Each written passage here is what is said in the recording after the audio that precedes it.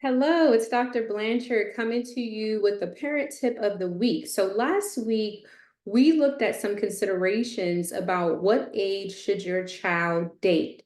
This week, we're actually going to be looking at some facts and some statistics surrounding teenage dating violence. And we're going to take a deeper look at what does the emotional abuse look like in a abusive relationship, as well as looking at the verbal. Okay, so let's get into it. So I think it's important to note that 1 in 12 teenagers go through various types of physical abuse in relationships. Alarming, right? Well, I have some more alarming news to share with you. More specifically, 1 in 3 American teens experience abuse from a dating partner. Alarming, right? Many of us would not think that it would be so rampant, but it actually is, and it's very commonplace. And so I also think it's important to note female and LGBTQ teens face higher rates of dating violence than any of their counterparts.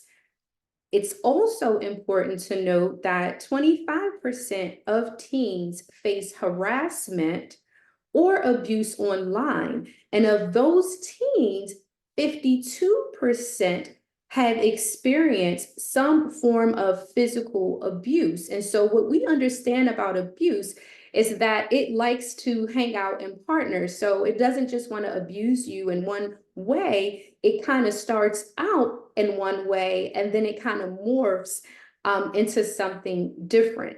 So I want to take a few minutes and kind of look at what is emotional abuse and how would you be able to recognize if your child was experiencing it. So I just want to give some concrete examples. So emotional abuse can consist of constantly being put down by your partner. It also can consist of extreme jealous or controlling natures in the relationship. That is actually emotional abuse. It also consists of isolating the teen from their families and their friends. And so, if you see a teen that recently got into a relationship and then all of a sudden, they don't want to go to anything and they're really starting to isolate and kind of just only stay around their partner. I'm not saying that abuse is going on, but I do think it's worth looking in to ensure that it's not happening or you are having conversations educating your child about emotional abuse and what is actually a healthy combination in a relationship.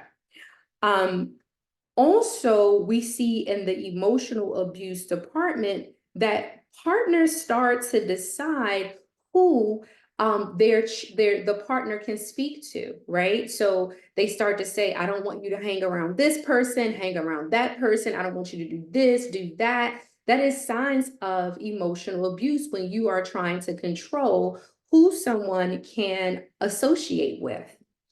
Um, Again, that possessiveness, being extremely over possessive of your partner is emotional abuse. Public humiliation. So humiliating your partner in public, or embarrassing them in public is also seen as emotional abuse. The last sign of emotional abuse is telling your partner what or when they can wear certain things can be perceived as a sign of emotional abuse. Now I want to go to the verbal.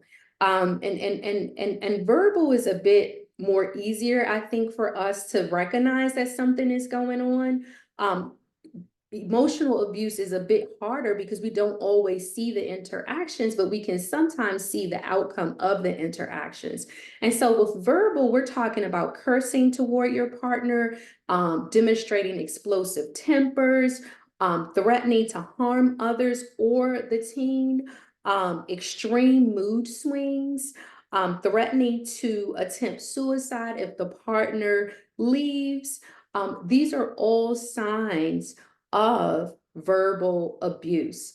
Next week, I will be looking at the warning signs of physical, sexual, financial abuse to help you inform yourself as you're working with your teens who are out here dating and educating them about what it looks like, what's safe, and what is unhealthy. Please remember to like my page.